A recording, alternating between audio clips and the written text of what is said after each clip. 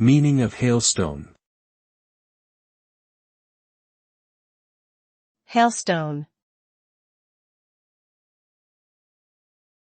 Hailstone. Hailstone. Hailstone. Hailstone refers to a small, solid piece of ice that falls from the sky and is usually associated with thunderstorms.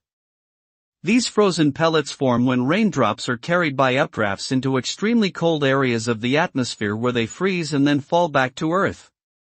Hailstones can vary in size from pea-sized to as large as grapefruits and can cause damage to buildings, crops, and vehicles.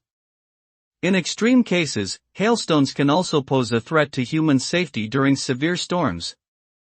Overall, hailstones are a natural phenomenon that can have both positive and negative impacts on society.